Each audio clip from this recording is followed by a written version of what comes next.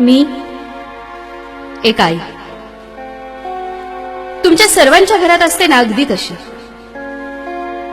9 महिने एका जीवाचं उदरात संगोपन करून अनंत यातना सहन करत एका निष्पाप लेकराला जन्म देणारी आहे. कोपर्डी सारख्या माझ्या छोट्या गावात घरदार सांभाळत लेकराला संस्कार देत कुटुंबाचा गाडा अहोरात्र कष्टाने चालवणारी एक आई. भविष्यात दोन्ही घराला प्रकाश देण्याचं सामर्थ्य आपल्या मुलीमध्ये यावं म्हणून शिक्षणाचं बाळकडू पाजण्यास मी कधीही कमी पडले नाही. थकून भागून शाळेतून घरी आल्यावर गृहपाठ करणारी माझी चिमुकली आजही दिसते मला. तिच्या निरागस डोळ्यामध्ये कल्पना चावलासारखी गगनभरारी घेण्याचा आशावाद होता. आमच्या कष्टाची जाणीव नेहमीच होती तिला आणि म्हणूनच खट्टे पडलेल्या माझ्या हातांवर आपल्या गोड तळ हातांनी स्पर्श करत ती नेहमी म्हणायची, आई आई मी आहे ना, मी खूप मोठी होईल ग शिकून. आपल्या गावाचं, जिल्ह्याचं, राज्याचं इतकंच नव्हे तर आपल्या मराठा समाजाचं नाव काढलं. नेहमी म्हणायची, तू आणि बाबांनी नाही खूप कष्ट सोसलेत ग आयुष्यात.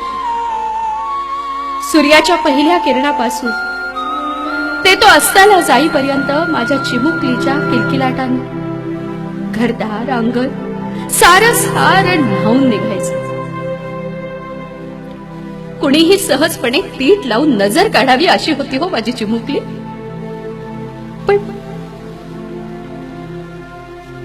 पण अचानक होतेच नव्हतं झालं. विकृत मनोवृत्तीच्या काही नराधमांनी घात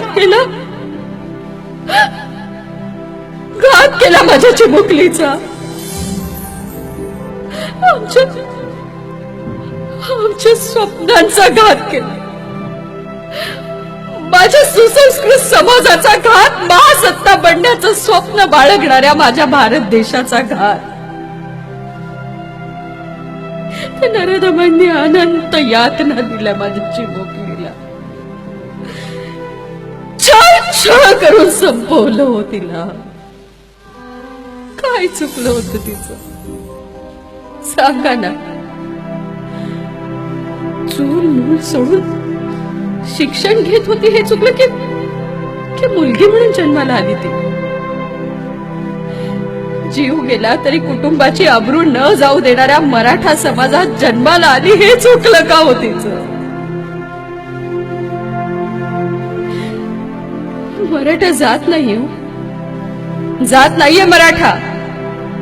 मराठा साम्राज्य छत्रपती शिवरायांचं. मलाही जाणीव आहे याची. म्हणूनच माझ्या चिमुकलीवर झालेल्या अन्यायासाठी मराठा रस्त्यावर उतरला. मला माहिती माझ्या चिमुकलीत प्रत्येकानेच पाहिली आपली मुलगी, आपली बहीण. म्हणूनच न भूतो न भविष्यती जनसागर लोटला विकृत मनोवृत्तीला नष्ट करण्यासाठी. मात्र तुम्ही सगळे एकत्र येण्याला माझ्या चिमुकलीचं हे कारण नको होतं. असो आता आलाच आहात एकत्र तर आपण असेच एकीने राहूया का. दाखवून देऊया जगाला की मुलीवर अत्याचाराची शेवटची घटना ही कोपर्डीची होती. आणि हे होणारच. कारण मी शब्द दिला तिच्या वाट पाहत असलेल्या वर्ग मैत्रिणीला.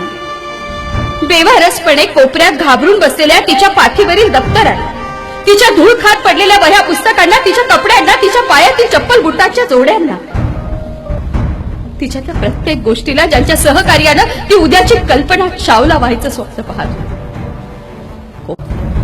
माझ्या चिमुकलीप्रमाणे यापुढे कोणत्याही चिमुकलीवर वेळ येऊ नये म्हणून यायचंय तुम्हाला.